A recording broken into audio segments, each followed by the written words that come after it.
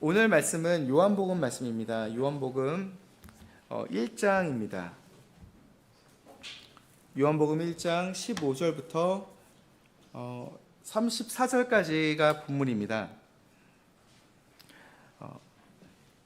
조금 길지만 한번 쭉 읽고서 그 본문에 있는 이 내용들을 보고 하나님께서 어떤 유익들을 주실지 우리가 기대하는 마음으로 시작했으면 좋겠습니다. 요한복음 1장 15절부터 34절까지 제가 읽도록 하겠습니다. 요한이 그분에 대하여 증언하여 외쳐 이르되 이분이 내가 말했던 그분으로 내 뒤에 오시는 그분께서 나보다 앞서신 것은 그분께서 나보다 먼저 계셨기 때문이라 하더라. 또 우리가 모두 그분의 충만하심에서 받았으니 은혜로 인한 은혜로다. 이는 율법은 모세에 의해 주어졌으나 은혜와 진리는 예수 그리스도에 의해 왔기 때문이라. 아무도 어느 때든지 하나님을 본 적이 없으되 아버지 품속에 계시는 독생자께서 그분을 밝히 드러내셨느니라. 또 유대인들이 예루살렘에서 제사장들과 레위인들을 요한에게 보내어 그에게 묻기를 내가 누구냐 하니 그의 증언이 이러하니라. 이에 그가 시인하고 부인하지 아니하며 다만 시인하기를 나는 그 그리스도가 아니라 하더라.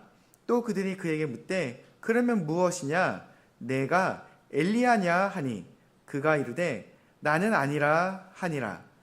또 묻되 그러면 내가 그 예언자냐 하니 그가 응답하되 아니라 하더라. 이에 그들이 그에게 이르되 너는 누구냐? 우리를 보내 이들에게 우리가 대답하게 하라. 너는 너 자신에 대하여 무엇이라고 말하느냐 하더라. 그가 이르되 나는 예언자 이사야가 말한 것 같이 주의 길을 곧게 하라고 광야에서 외치는 자의 소리니라 하더라. 보냄을 받는 자들은 바리새인에 속한 자들이더라. 또 그들이 그에게 물어 이르되 만일 내가 그리스도도 아니요 엘리야도 아니며 그 예언자도 아니라면 왜 침례를 주느냐 하더라. 요한이 그에게 응답하여 이르되 나는 물로 침례를 주지만 너희가 알지 못하는 한 분이 너희 가운데 서 계시나니 그분은 내 뒤에 오시지만 나보다 먼저 계신 분으로 나는 그분의 신발끈을 풀 자격도 없노라 하더라. 이 일들은 요한이 침례를 주던 곳인 요르단강 건너편 베다바라에서 일어났더라. 이튿날 요한이 예수님에게 자기에게 나오시는 것을 보고 이르되 세상 죄를 제거하시는 하나님의 어린 양을 보라. 나보다 먼저 계신 한 분이 내 뒤에 오시나니 이는 그분께서 나보다 먼저 계셨기 때문이라 하고 내가 말한 분이 이분이시니라. 내가 그분을 알지 못하였으나 그분께서 이스라엘에게 드러나셔야 하므로 내가 와서 물로 침례를 주는 것이니라 하니라. 또 요한이 증언하여 이르되 내가 보니 성령께서 비둘기같이 하늘로부터 내려오사 그분 위에 머무셨느니라. 내가 그분을 알지 못하였으나 나를 보내셔서 물로 침례를 주라 하신 바로 그분께서 내게 이르시되 성령께서 누구 위에 내려와 그 위에 머무는 것을 보거든 그분께서 바로 성령님으로 침례를 주는 분이라 하셨느니라. 이에 내가 보고 이분이 하나님의 아들이라 증언하였노라 하더라. 아멘. 오늘 말씀의 제목은 증언하는 삶입니다. 증언하는 삶. 사실 이 내용을 읽어보게 되면 우리 개인에 대해서 어떤 교리적인 말씀으로 설명하는 것은 아니고 사실 침례자 요한이라는 한 인물을 통해서 그가 예수님의 오심 앞에 이스라엘 민족들 앞에 서서 어떤 일들을 행했는지가 보여지는 구절들입니다. 하지만 이것을 통해서 우리가 한 가지 좀 생각해 볼 수 있는 것은 우리 또한 예수님께서 오심 앞에 무언가를 행하는 삶을 살고 있다는 것입니다. 여러분, 예수님이 다시 오신다 하신 그 말씀을 믿으시죠? 네, 저 또한 믿습니다. 또한 주님께서 아버지께서 나를 보내신 것 같이 나 또한 너희를 보내노라 라고 말씀하셨습니다. 그것이 다른 사람을 위한 말씀이 아니라 우리와 같은 하나님을 따르는 그리스도인에게 행하신 말씀이라고 여러분 또한 믿지 않으시나요? 예, 대답이 없으시나요? 네, 저 또한 믿습니다. 예, 왜냐하면 이 말씀들을 통해서 우리는 한번 이 침례자 요한이 어떠한 믿음과 하나님 앞에서 일들을 행했는지를 한번 생각해 볼 수 있고요. 그것이 한번 우리 삶 안에 한번 대입을 해서 우리가 또한 어떻게 살기를 주님께서 원하실까 한번 나누길 원해서 이 본문을 정하게 되었습니다. 첫 번째 먼저 생각해 볼 수 있는 것은 그의 소명입니다. 하나님께서 그를 불러서 어떤 일들을 맡기셨던 것을 우리는 보게 됩니다. 쭉 읽어봤던 그 내용들을 보게 되면 그는 이스라엘 그 백성들 앞에서 이제 곧 있으면 오실 그 그리스도를 위하여 백성들의 마음을 준비시키는 일들을 행했습니다. 그들에게 외쳤던 말이 무엇인지 한번 보시게 되면 마태복음 3장을 한번 보시겠습니다. 3장 1절부터 6절까지를 보시면 그가 무엇라고 외쳤는지 보게 됩니다. 마태복음 3장 1절부터 6절까지 한번 읽어보면 그 무렵에 침례자 요한이 와서 유대의 광야에서 선포하여 이르되 너희는 회개하라 이는 하늘의 왕국이 가까이 왔기 때문이라 하더라. 이는 예언자 이사야를 통하여 말씀하신 그가 바로 이 사람이기 때문이라. 이르시되 광야에서 외치는 자의 소리가 있어 이르기를 너희는 주의 길을 예비하라 그분의 행로들을 곧게 하라 하였도다. 바로 그 요한은 낙타털로 된 옷을 입고 허리에 가죽띠를 둘렀으며 그의 음식은 메뚜기와 야생꿀이더라. 그때 예루살렘과 온 유대와 요르단 사방의 온 지역이 그에게 나와 자기들의 죄들을 자백하고 요르단강에서 그에게 침례를 받더라. 여러분, 침례자 요한이 외쳤던 메시지가 뭐라고 하나요? 회개하라. 하늘의 왕국이 이 주님께서 곧 오신다 하고 외쳤습니다. 여러분, 이 메시지 회개하라 하늘의 왕국이 가까이 왔느니라 라는 이 말은 어찌 보면 매우 중요합니다. 침례자 요한이 와서 외쳤던 말이 이거였고요. 예수님께서 처음 사역을 시작하시면서 하셨던 말씀이 무엇인지 기억나시나요? 동일합니다. 회개하라 하늘의 왕국이 가까이 왔느니라입니다. 우리는 이 메시지의 중요성을 한번 생각할 때 우리에게 필요한 것이 무엇인가 깨닫게 됩니다. 그것은 우리가 어떠한 삶을 살든지 이 어디로 가고 있든지 간에 스스로 삶을 돌이켜봐서 하나님께로 돌이키는 것, 즉 회개가 필요하다는 것입니다. 그리스도인들이 주님을 믿지만 그렇다고 해서 우리가 회개할 필요가 없나요? 아니죠. 저 또한 스스로 하루를 마무리할 때 회개합니다. 왜냐하면 우리는 육신을 가지고 있고 이 하나님께서 성령님을 주셨지만 이 본성에 속한 우리 자신은 항상 성령의 것과 싸우기 때문에 우리 스스로 주님 앞에서 깨끗하게 가져가는 것, 하루의 삶을 산 다음에 발을 씻듯이 발을 씻는 그와 같은 일은 우리의 삶에 필요한 것입니다. 여러분, 발 잘 닦으시나요? 예, 사실 세수를 하거나 머리를 감는 거 혹은 샤워하는 것은 조금 더 가벼운 일로 보이는데 이빨을 닦는 것 또한 가벼운 일이죠. 근데 발에 있는 때들을 깨끗하게 제거하는 것은 생각보다 잊을 때가 있습니다. 매일매일 걸어오지만 발끝에 있는 그 더러운 때들이 하루를 우리가 걸어다니면서 묻었다면 그것들을 제거하는 것, 어찌 보면 영적으로 우리 삶을 돌이켜봄으로 하나님 앞에서 회개하고 이 그리스도인으로서 하나님의 자녀답게 살고자 노력하는 그와 같은 삶의 모습은 우리를 정직하게 만드는 것입니다. 그리스도께서 오심을 준비하던 침례자 요한, 그의 삶은 사람들을 향하여 회개하라 외쳤던 그 외침으로부터 시작되었습니다. 우리는 또한 생각해 봐야 될 것이, 우리가 그와 같이 세상을 향하여 회개하라, 예수 그리스도께서 곧 오십니다 라고 외치는 사람들이라면 다른 이들에게 말하기 이전에 내 삶에 죄가 있는지, 내 삶에 때가 있는지 우리는 삶 가운데 주님 앞에서 스스로를 돌아보는 회개가 필요할 것입니다. 우리는 하나님의 자녀로서 하늘에 계신 하나님의 뜻들을 행하는 자녀입니다. 또한 대사로서 하나님의 사역을 일인마다 행하고 있는 자들입니다. 우리의 삶을 통하여, 우리가 전하는 말씀들을 통하여 하나님께 영광을 돌리고 열매를 통하여 주님께 기쁨이 되는 삶을 살고 있습니다.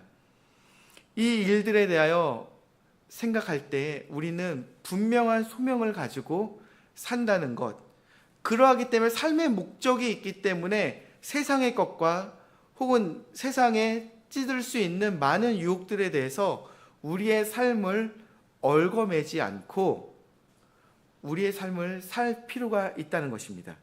데살로니가 후서 2장 13절부터 17절은 이처럼 말씀하십니다. 그러나 주의 사랑하는 형제들아, 너희로 인하여 우리가 항상 하나님께 감사를 드려야 하나니 이는 하나님께서 처음부터 너희를 택하사 성령님의 성별하심과 진리를 믿는 것을 통해 구원에 이르게 하셨기 때문이라.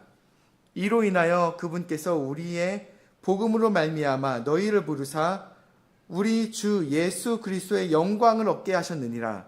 그러므로 형제들아, 굳게 서서 말로나 우리의 서신으로 너희가 가르침을 받는 전통들을 붙들지어다. 이제 우리 주 예수 그리스도 그분과 또 우리를 사랑하시고 우리에게 영존하는 안위와 은혜를 통하여 선한 소망을 주신 하나님 곧 우리의 아버지께서 너희 마음을 위로하시고 모든 선한 말과 행위에서 너희를 견고하게 하시기를 원하노라. 아멘. 우리의 구원들을 생각할 때 사도 바울은 이 서신으로서 이 전한 이 하나님의 말씀을 그것 안에 굳건하게 우리가 서 있기를 바란다고 말하였습니다. 여러분, 우리가 더욱 더 굳건하게 설 이유가 있습니다. 세상이 악하기 때문입니다. 마귀가 아주 이제는 세상을 삼키듯이 이 세상에서 일하고 있기 때문입니다. 이전에는 악이라 말했던 것을 더 이상 악이라고 말하지 않는 혼돈한 세대에 우리가 살고 있기 때문에 맑은 정신을 가지고 우리의 구원을 확신을 하며 하나님의 말씀을 이처럼 굳건하게 붙들고 살아가야 할 필요가 있습니다. 우리는 세상으로부터 건짐을 받아서 하나님의 이 놀라운 구원의 사역을 위해 부르심을 받은 하나님의 아들들이기 때문입니다. 두 번째로 생각할 수 있는 것은 주님의 사역에는 또한 믿음이 필요하다는 것을 우리는 생각해 보게 됩니다. 우리가 13절부터 본문에 돌아가서 보면은 29절부터 나와 있는 내용들을 보면 예수님께서 오시는 것을 그때서야 보게 됐어요. 침례자 요한은 1장의 그 앞구절들에서 분명 사람들에게 회개하라고 외쳤었고 사람들에게 이 곧 오실 분에 대한 이야기를 행하였습니다. 그런데 이 사역은 이미 시작되어 있음에도 그는 예수님을 직접 아직 보지를 못하고 있었어요. 29절부터 시작된 그 말씀에서 예수님을 보고서야 침례를 준 다음에 성령님께서 임하는 이 모습을 통해서 이분께서 하나님의 어린 양이구나, 그것을 깨닫게 되었습니다. 왜냐하면 하나님 아버지께서 그에게 침례를 주면 성령님이 내려오는 것을 볼 것이고 그것을 통해 그분께서 하나님의 어린 양이라는, 즉 하나님의 아들이심을 너가 알 수 있다라고 알려주셨기 때문에 29절부터 시작되는 이 내용에 와서야 그는 예수님을 눈으로 보고 깨닫게 되었습니다. 이 말은 한번 생각해 보십시오. 그 또한 그 사역에 있어서 믿음이 필요했다는 거예요. 우리가 예수님을 말씀을 통해서 배우고 그분을 사랑하고 그분을 위하여 일하기를 열망하고 있습니다. 하지만 눈으로 우리가 예수님을 직접 보지는 못하였습니다. 그분께서 우리가 살아있을 때 하늘에서 내려오셔서 우리가 그분을 보든지 혹은 우리가 눈 감음으로 먼저 주님을 지들보다 먼저 볼지는 모르겠지만 우리가 우리의 눈으로 볼 때 더 이상 믿음은 필요하지 않겠죠. 그 믿음의 대상이신 예수님이 내 눈앞에 계실 거니까요. 믿음이 필요하지 않습니다. 믿음이 성취가 되었기 때문이죠. 하지만 그 날까지는 우리는 항상 이 침례자 요한처럼 눈앞에서 그분을 보기 전까지는 믿음이 필요하고 그 사역, 하나님께로부터 받은 그 사역을 위하여 열심으로 이 믿음대로 살 수밖에 없다는 것입니다. 우리는 믿음대로 사는 삶을 요구받았습니다. 무엇이든지 세상을 이기는 것이 무엇이라 말씀하십니까? 우리의 믿음이라 하나님께서 말씀하셨습니다. 그러하기 때문에 우리는 동일합니다. 어찌 보면 더 나은 사람이라 말할 수 있습니다. 침례자 요한은 구약 말고는 없었어요. 그죠? 구약 말고는 없었고 하나님 아버지께서 하신 말씀이 어떤 종류의 것인지는 모르지만 우리보다 더 큰 계시의 말씀을 가지고 있지는 않습니다. 우리는 예수님이 오신 다음에 이렇게 이루어진 신약 성경을 가지고 있고 우리의 삶의 마지막 믿음의 종말이 무엇인지 보기 원하신다면 몇 장 넘기셔서 요한계시록을 읽으시면 됩니다. 얼마나 행복하고 감사합니까? 우리의 미래 해피엔딩 또한 우리가 직접 이 말씀을 통하여 확신할 수 있고 이 대언의 말씀을 통하여 우리의 삶이 분명 하나님께서 붙들고 계시고 말씀대로 성취할 것이며 그 마지막 날에 우리가 함께 그 기쁨의 자리에 참여할 것을 우리는 이 모든 것에서 확신할 수 있습니다. 하지만 기억하실 것이 이 믿음을 우리는 붙잡고 있어야 된다는 것이죠. 예수님을 보는 그 날까지는 우리 또한 믿음이 필요하기 때문입니다.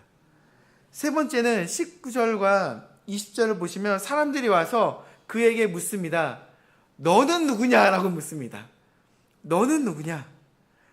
우리가 길에서 복음을 전할 때 사람들은 뭐라고 하시나요? 사람들이 그러죠. 당신이 뭔데 이런 걸 하십니까? 누구세요? 이렇게 물어봅니다. 사람들이요.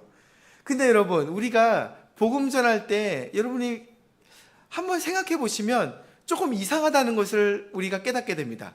우리가 복음을 전했을 때에는 예수님이 누군지에 대해서 이야기를 했어요. 그죠? 예수님이 누군지 혹은 복음이 무엇인지에 대해 설명하였습니다. 그런데 그것보다는 사람들은 실제로 이런 반응을 합니다. 말씀을 전하는 당신은 누구세요? 어디서 오신 거예요? 이상하지 않나요? 사실 이것은 본질을 피해가는 세상의 반응입니다. 우리는 복음을 전하고 복음의 실제적인 대상이신 예수 그리스도를 선포합니다.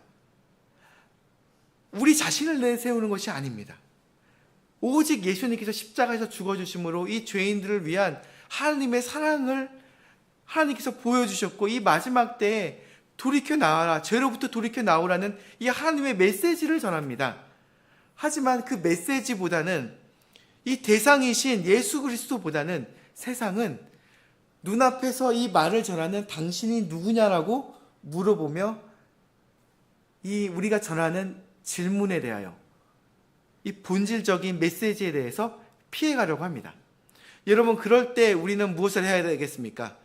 저는요 어디서 왔고요 누구입니다 라고 말할 것이 아니라 먼저 반드시 기억해야 할 것은 침례자 요한처럼 내가 누구냐라고 물었을 때 나에 대해서 말하는 것이 아니라 예수님에 대해서 말하는 우리가 되었으면 합니다.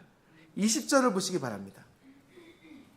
그가 시인하고 부인하지 아니하며 다만 시인하여 이르기를 나는 그리스도가 아니라 하더라.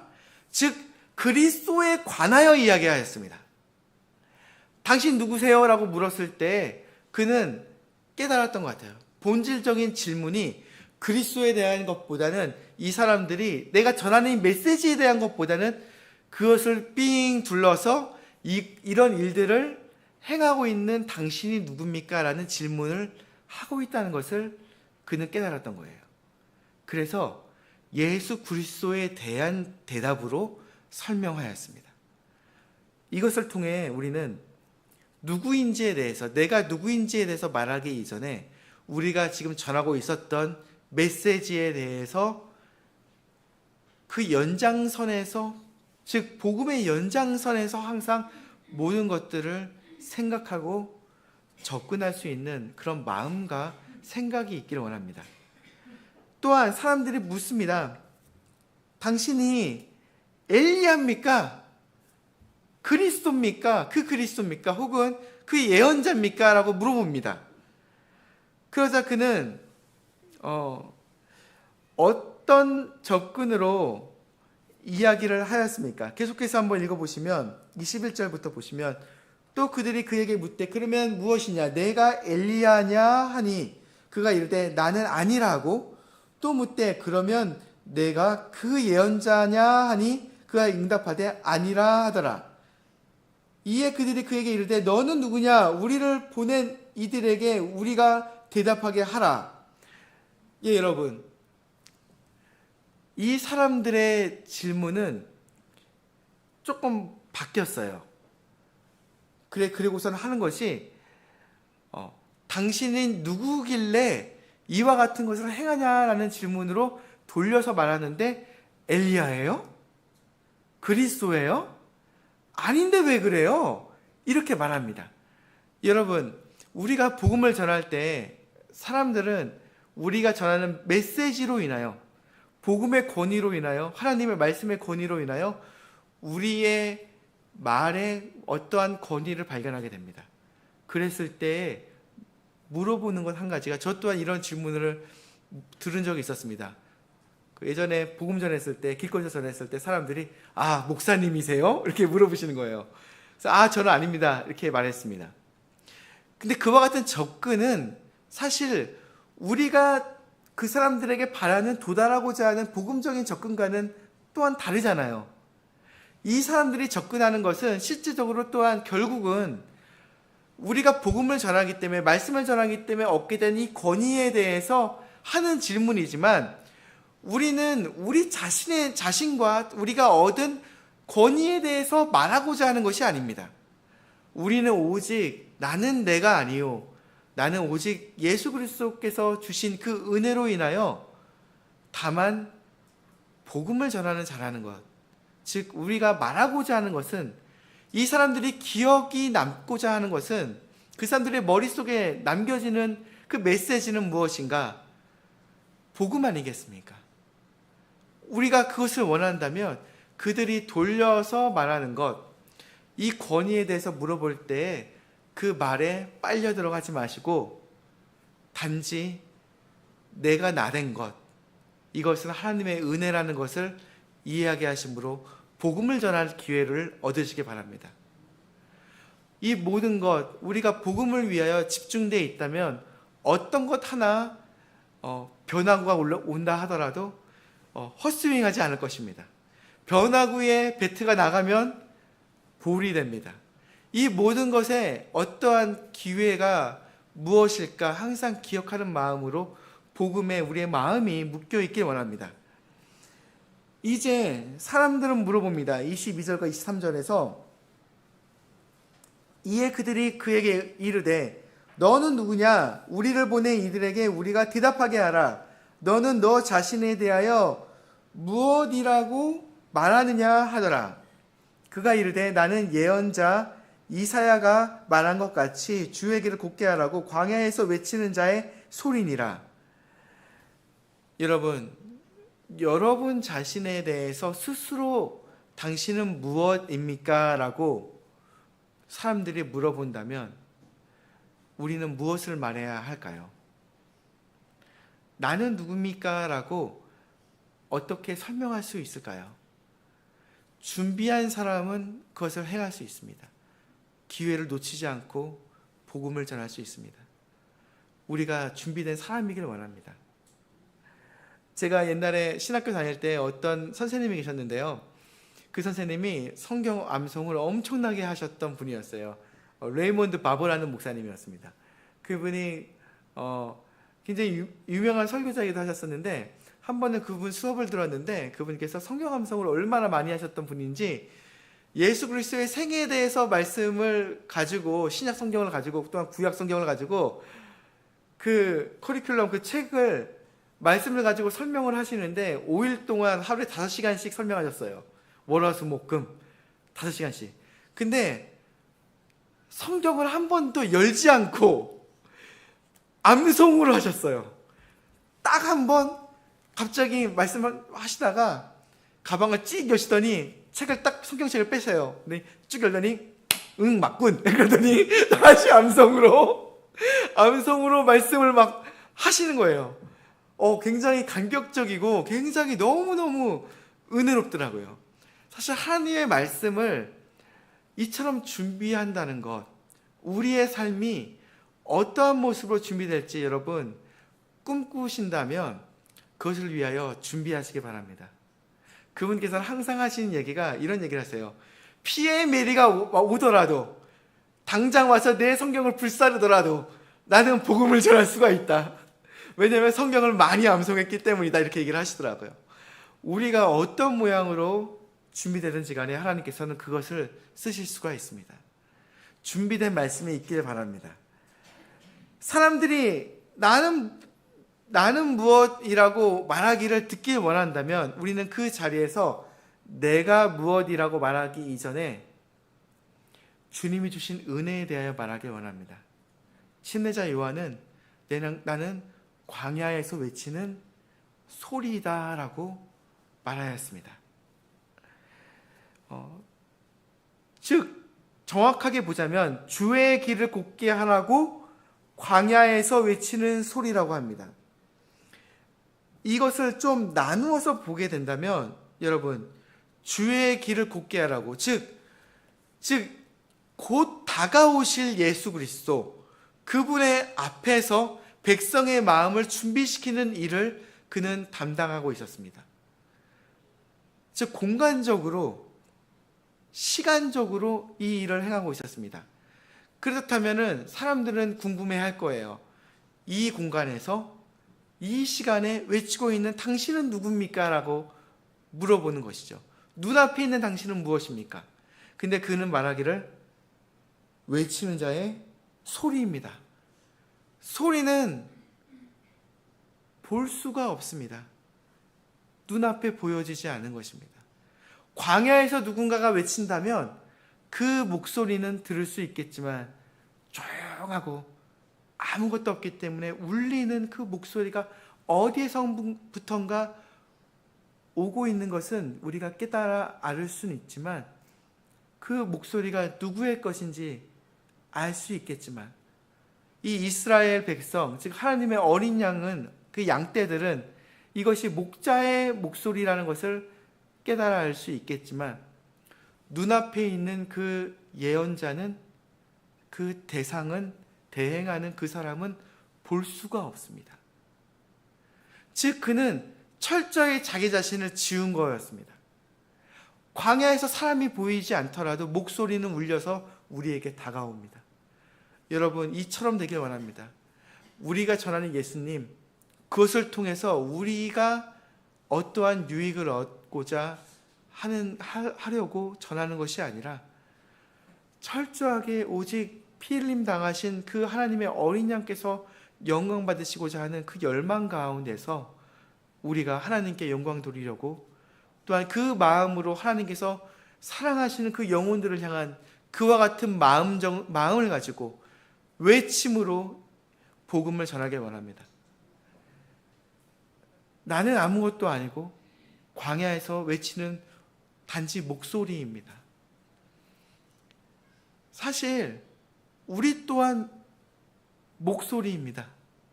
이처럼 말할 수 있는 이유는 여러분, 하나님께서 무엇으로 우리를 만드셨나요? 자신의 말씀으로 만드셨습니다.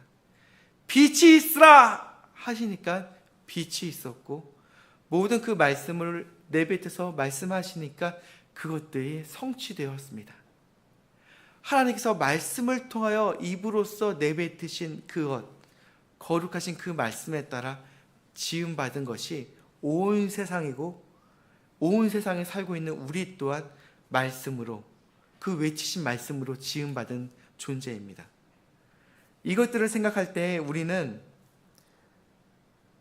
내 자신이 아무것도 아니다라고 말하지 마시고, 반대로 하나님께서 그 귀하신 모든 창조의 권능을 가지시고 외치셨던 그 능력 있는 말씀으로 지음받은 가장 존귀한 존재가 나라는 것을 믿으시기 바랍니다. 하나님께서 하늘을 지으신 것도 땅을 지으신 것도 우리들 이 하나님의 자녀들을 위해서 주셨다는 것을 우리는 알고 있습니다. 이 모든 것을 주시고 마지막 때에 자신의 아들까지 주셨다면 우리는 어떠한 사랑을 받고 있는지 기억해 볼 수가 있습니다. 25절부터 28절까지 보시면 사람들은 묻습니다. 그러면 당신이 주는 이 침례는 무엇입니까? 라고 묻고 있습니다. 우리가 복음을 전하고 침례를 줍니다. 이 침례는 무엇을 설명하고 있나요? 예수 그리스도와 함께 죄된 나는 죽었고 장사되어 이미 나는 처리가 되었고, 부활하신 그리스도와 함께 나는 성령의 새로움 가운데 일어난 존재로서 이제 더 이상 내가 아니고 그리스도께서 내 안에 살고 계시고, 나는 성령님과 함께 걷는 존재로서 그분은 포도나무요 나는 가지이고, 우리는 그분 안에서 온 생명을 얻고 있고 모든 하늘의 복을 받고 있는 존재라는 것을 설명하는 것, 복음에 더해져서 얻게 된 모든 상속과 그 은혜를 설명하는 것, 그것이 모형적으로 보여주는 침례입니다. 예수님과 죽고 나는 묻혔고 처리가 되었고 예수님과 함께 부활한 삶입니다. 침례교회는 더욱 기억하며 우리가 얻은 믿음에 대하여 분명히 목소리를 낼 필요가 있습니다. 우리가 얻은 구원은 단지 구원받아서 언젠가 천국에 올라가겠지라고 구원에 대해서 설명하는 것이 아니라, 하나님의 아들들로서 이 땅을 세상에서 살아가면서 하나님 아버지께 영광을 돌리고 그분의 기쁨이 되는 삶을 살 수 있는 새롭게 된 존재, 복음에 더해진 존재가 나의 믿음이라는 것을 우리는 말하고 있습니다. 즉 침례를 통하여 말하고 있는 것입니다. 침례의 의미를 다시 한번 우리는 생각해 볼 수가 있습니다. 또한 마지막으로 보고자 하는 것은 29절부터 34절까지는 그가 이제는 그간 사람들에게 오실 분에 대해서 이야기하였습니다. 사람들이 왔을 때는 오실 그리스도에 대해서 그 시선을 계속 돌리면서 내가 아니요 그리스도에 대해서 설명하였던 그는 이제 실제적으로 눈앞에서 그 오신 그리스도를 보게 되었습니다. 여러분, 이처럼 눈앞에서 우리가 사랑하시는 그분을 목격할 날이 다가올 것입니다. 우리 눈으로 그분을 볼 것이고 그분의 손에 있는 못자국을 볼 것이며, 그분의 발 앞에, 못자국난 발 앞에 우리의 모든 영광 돌려드리며 왕관을 돌릴 그 날이 곧 다가오고 있습니다. 눈앞으로 보게 될 그 날까지는 우리는 다시 한번 말하지만 믿음이 필요합니다. 우리의 믿음을 더욱더 굳건하게 할 필요가 있습니다. 즉 저는 이것들을 생각하면서 한번 두 가지를 생각했는데, 실제적으로 올 날이 언젠가 올 것이라는 것, 그것에 대해서 분명히 한번 믿게 되는, 생각해보는, 그것을 한번 생각해 보게 되었고, 두 번째는 그 살아계신 하나님께서 하늘에만 계십니까? 그분께서 내가 곧 오리라 라고 말씀하셨던, 내가 너에게 다가와서 온다 라고 말씀하셨던 그 날에만 우리와 함께 계시나요? 아니죠. 그분께서는 우리와 항상 함께 계시며 결코 우리를 떠나지도 거절하지도 아니하신다 말씀하셨습니다. 그분은 성도의 모임 가운데 우리와 항상 함께하고 계십니다. 지금 설교자 혹은 하나님의 말씀을 본다면 더욱더 크신 분이 이 앞에 계시다는 것 여러분 기억하시기 바랍니다. 예수님이 이 자리에 함께하고 계십니다. 그러기 때문에 우리는 우리의 믿음에 있어서, 즉 본질적으로 누군가에게 예수님에 대하여 증언하는 기회가 왔을 때에 그 기회를 놓치지 않았으면 좋겠습니다. 그렇잖아요. 침례자 요한이 그간 너무 잘했어요. 곧 오실 거예요. 오실 거예요. 예수님이 오실 겁니다. 라고 말을 했는데, 시적으로 예수님이 왔는데, 아이고야, 깜짝 놀라가지고 말을 못한다면, 하나님의 어린 양인가? 이런다면 얼마나 그의 인생에 최악의 미스를 한 것이겠습니까? 여러분, 우리가 복음을 전할 때 항상 하나님께서 우리와 함께 계시다는 것을 진정 믿는다면 하나님 앞에서 이 말씀을 전한다는 것 기억하심으로, 담대한 마음으로, 영혼을 사랑하는 마음으로, 또한 하나님께 영광을 돌리고자 하는 마음으로 분명한 어조로 이 복음의 말씀을 잘 설명하기를 주님께 의탁하는 마음으로 복음을 선포하시기 바랍니다. 왜냐하면 주님께서 우리와 항상 함께 하시고 특별하게 복음을 전할 때 그 자리에도 함께 하고 계시기 때문입니다. 주님께서 보고 계십니다. 영광 받으시려고 우리와 함께 하고 계십니다. 그 자리에서 우리는 정말 기회를 놓치지 않고 복음을 전했으면 좋겠습니다. 이 일들에 있어서 우리는 연약한 존재라는 거 잘 알고 있습니다.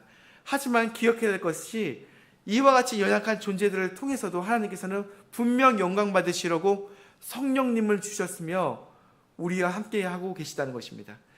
연약한 이 모든 것들을 채우시고 능력을 능히 더욱 주시고자 능력 많으신 성령님을 우리에게 함께 하도록 주셨음을, 또한 우리의 삶 가운데 인을 치셨음을, 나의 것이다, 내가 함께 하고 있다라고 인을 치셨음을 우리가 분명하게 믿었으면 좋겠습니다. 우리의 행사들이 있습니다. 행사뿐만이 아닙니다. 우리가 복음을 전하며 가족들을 두고 기도하며 그 순간순간들을 주님 앞에 소중하게 다 가져가고 기도하고 있습니다. 여러분, 우리는 이 일들에 있어서 기회를 놓치지 않았으면 좋겠고, 항상 하나님께 더욱 간구하는 마음으로 매일을 살며 그 주신 기회 가운데서 말씀을, 즉 복음의 말씀을 분명하게 사랑의 마음으로, 주님의 마음으로 전했으면 좋겠습니다. 함께 기도하는 시간 갖도록 하겠습니다.